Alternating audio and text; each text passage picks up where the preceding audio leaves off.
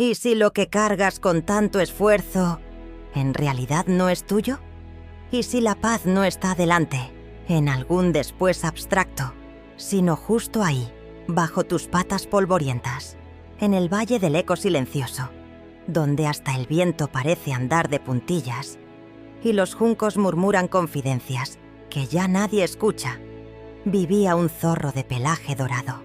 No era joven ni viejo, no era sabio ni necio, pero tenía algo más raro que todo eso. Sabía observar sin intervenir, como esos ancianos que han visto demasiado y deciden, por piedad o cansancio, guardar silencio. Su guarida. Se escondía bajo una piedra redonda, junto a un estanque, que brillaba como si la luna hubiese dejado allí su espejo. Y cada día, como si repitiera un ritual antiguo, el zorro recorría el mismo sendero, olfateando el aire, como quien busca un recuerdo entre los aromas del mundo. También vivían allí 2 grullas blancas, hermanas del cielo. Su andar era una danza, y su hablar un arte marcial. Pocas palabras, lanzadas como dardos al corazón del asunto. También vivían allí 2 grullas blancas. Eran tan herméticas como el invierno. Y sin embargo, el zorro las miraba como quien contempla el fuego, con fascinación, con respeto y con un deseo inexplicable de acercarse, aunque sepa que puede quemarse. Y entonces, claro, llegó la sequía. Como siempre llega lo inevitable. Primero tímida, como una duda. Después feroz, como una certeza. El estanque comenzó a encogerse, como si tuviera miedo. Los lirios se cerraban antes del mediodía, y un día el barro se quebró, como si la tierra se estuviera rajando de tristeza. Una mañana, el zorro encontró un viejo junco seco, atrapado entre las piedras. Lo observó con curiosidad. No sabía por qué, pero algo en su forma larga y recta le pareció significativa. No lo recogió, solo lo miró y siguió caminando. «El estanque morirá», dijo la grulla mayor, posada en una rama tan vieja que parecía un suspiro fosilizado. «Debemos partir». El zorro alzó la vista. Volar. Era un verbo que le pertenecía tanto como nadar a una piedra. Pero algo, en su interior, ese algo que no tiene nombre y sin embargo empuja, le dijo: «Llévenme con ustedes». Las grullas lo miraron, como se mira a un loco amable, con ternura, con sorpresa y con un poco de temor. Pero la mayor asintió. «Podemos llevarte», dijo, «pero debes confiar en el silencio». Esa noche tejieron un plan tan absurdo como poético. Tomarían un junco seco, firme, largo, como aquel que el zorro había visto esa mañana. Cada grulla lo sujetaría por un extremo, y el zorro debería colgarse de él con la boca, sin hablar, sin soltar, sin dejarse tentar por la necesidad de decir lo innecesario. Sabemos que las palabras a veces te buscan como si fueras su casa, le dijo la menor, con voz de canto triste. Pero en este viaje no puedes darles abrigo. «Hay viajes», dijo entonces la mayor, mirando al cielo, «que solo se inician cuando uno aprende a callar». El zorro bajó la cabeza, en parte como promesa, y en parte para no mirar lo difícil que sería cumplirla. Al alba, cuando el sol aún bostezaba sobre las piedras, alzaron el vuelo, y allí iba él, colgado del silencio, suspendido entre 2 alas blancas, envuelto por el aire como por una melodía muda. Desde lo alto, el mundo se veía distinto, más pequeño, más frágil, más verdadero. Pero lo que aún no sabía el zorro, lo que ninguno de nosotros sabe cuando inicia el vuelo, es que una sola palabra puede pesar más que todo el cielo. ¿Tú también has sentido que llevas algo en la boca que no puedes soltar? Algo que arde por salir, aunque sabes que si lo haces, todo podría romperse. Me gustaría leer tus comentarios. Y si esta historia despertó algo en ti, una pregunta, un suspiro, una memoria, suscríbete. Caminemos juntos este extraño arte de vivir, con menos certezas y más alas. Hay vuelos que solo se sostienen con la boca cerrada y el corazón abierto. Desde las alturas, el mundo era una alfombra sin costuras, una vasta tela tejida con arrozales brillantes, lomos de colina y ríos que serpenteaban como si también quisieran escapar del calor. Todo parecía quieto, dormido, ignorante de lo que pasaba en el cielo, excepto el zorro. Colgado entre las grullas, con el junco firme entre las mandíbulas, su cuerpo temblaba de emoción. Pero la mente, ese animal que nunca duerme, ya empezaba a agitar la cola. Al principio, el silencio fue un alivio, como cuando uno apaga la radio y de pronto escucha su propia respiración. El viento lo acariciaba con ternura, el vuelo lo envolvía en una coreografía sin ruido ni explicación. Por primera vez, el zorro no tenía que hablar para sentirse parte. Estaba ahí, elevado, visible, digno. Un poema viviente en medio del cielo. Pero entonces pasaron sobre una aldea. Un niño con los ojos llenos de cielo señaló hacia arriba y gritó: «¡Un zorro volando con grullas! ¡Qué criatura tan astuta!». Ah, la palabra justa, esa que entra como vino viejo en copa nueva. Astuto. El zorro sintió como el pecho se le inflaba, no de aire, sino de algo más dulce y más tóxico. Reconocimiento. Por fin alguien lo veía, lo nombraba, lo admiraba, pero el vuelo, como la vida, no se detuvo para celebrar. Más adelante, sobre un valle de terrazas cultivadas, otro grupo de ojos se alzó. Esta vez, los de unos campesinos de piel curtida y paciencia antigua. «¡Qué raro eso!», dijo uno señalando. «2 grullas cargando un zorro. ¿Será su cena?». «Qué inteligentes esas aves», el zorro parpadeó. «¿Su cena? ¿Ellas inteligentes? ¿Y él? ¿Qué? ¿Un adorno? ¿Un fardo? ¿Un simple bulto con dientes?». La palabra astuto se desvaneció como una pompa de jabón en pleno vuelo.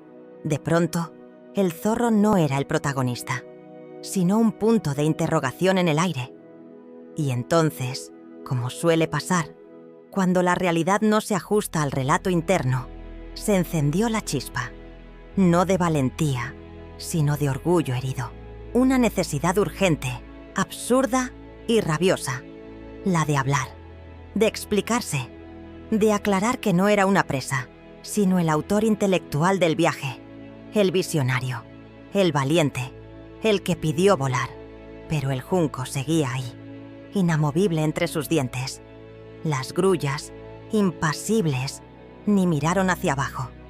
Ellas volaban, como vuelan los que ya entendieron algo, que la opinión de los hombres es como el viento en otoño. Cambia de dirección cada vez que uno empieza a caminar. No dolía el cuerpo, dolía algo más fino, más difícil de señalar. Y ahí lo entendió. No dolía el silencio, dolía no poder defender su ego. Porque hay heridas que no sangran, pero pesan.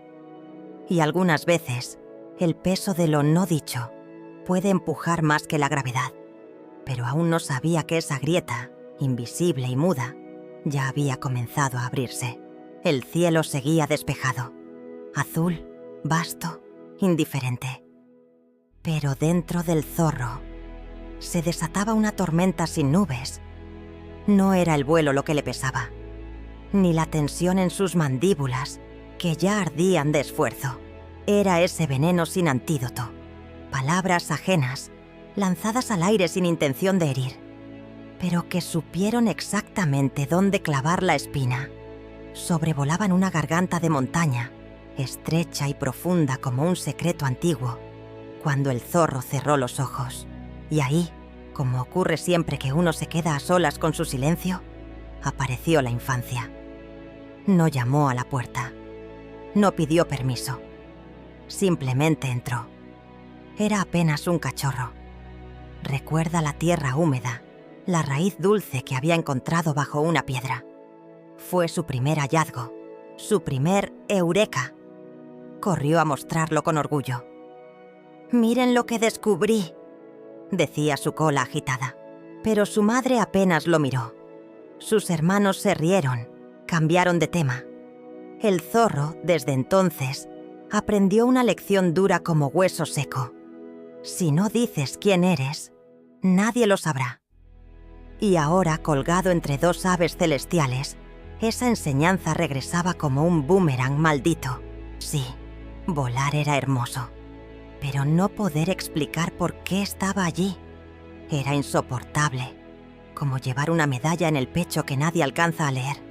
El junco crujía entre sus dientes. La mandíbula ya era un tambor de tensión, y las palabras, esas viejas aliadas que hoy se volvían carga, comenzaban a subirle por la garganta como lava, caliente, contenida, inevitable. Las grullas lo notaron. No por el ruido, sino por el aire. Lo sentían cambiar, espeso, vibrante. La mayor aleteó apenas, como si quisiera decir «aguanta», pero siguieron volando. Ellas sabían que hay batallas, que nadie puede pelear por otro. «No soy una carga», pensaba él. «No soy su presa. Fui yo quien pidió volar. Yo, el que se atrevió». Y entonces, en una grieta diminuta del silencio, una palabra se escurrió, apenas un suspiro rabioso. «Imbéciles». La voz fue baja, casi imperceptible. Pero bastó, como una piedra suelta que desencadena una luz. El junco vibró. Sus mandíbulas, tan firmes, tan tercas, cedieron por una fracción de segundo. Y el zorro cayó. No fue una caída dramática ni lenta. No hubo música épica ni lágrimas suspendidas en el aire. Solo un cuerpo dorado que giraba, silencioso, rompiendo el cielo como una hoja seca que ya no puede sostenerse. El viento, antes caricia, era ahora cuchillo. Juicio, frialdad. Las grullas gritaron. Sí, pero no llegaron a tiempo, porque hay errores que no se deshacen en el aire. A veces, una sola palabra pesa más que todo el cuerpo. Y sin embargo, lo que más dolía no era el descenso, no era la tierra acercándose como una sentencia. Lo que más dolía era comprender que todo lo que había querido decir ya no tenía a quién decirlo. Pero aún no era el final, porque hay caídas que esconden algo más que tierra al fondo. El zorro no recordaba el golpe, solo que, al abrir los ojos, yacer era un verbo amable. Estaba tendido sobre un lecho de hierbas suaves, como si la tierra misma hubiese decidido acunarlo. El sol ya no quemaba. El cielo tenía ese tono pálido de las cosas que aún no se atreven a volver a brillar. Y una brisa, tibia, respetuosa, jugaba con las hojas como si no quisiera despertarlas. A su lado, una de las grullas, callada, no con el silencio de quien juzga, sino con el de quien permanece. Una presencia que no exigía explicaciones, solo ofrecía compañía. «¿Estoy vivo?», susurró el zorro, con la boca apenas herida. La grulla inclinó la cabeza. «Estás donde necesitas estar». No dijo más, tampoco él. Pasaron la tarde así, no volaron, no hablaron, no hicieron nada más que ser, como si el mundo hubiera dejado de girar por un momento, para recordarles que hay algo más sagrado que alcanzar el cielo, descansar después de haberse estrellado contra él. Y esa noche, mientras las estrellas se encendían una a una, como si pidieran permiso, el zorro comprendió algo que no cabía en palabras. La verdadera altura no consiste en ser visto desde arriba, sino en resistir la urgencia de hablar cuando lo único que grita es el ego. Entonces, como si el cielo aprobara su hallazgo, una luciérnaga encendió su luz junto a él, luego otra, y otra más. En pocos minutos, la noche fue un tapiz de luces mínimas, pero suficientes.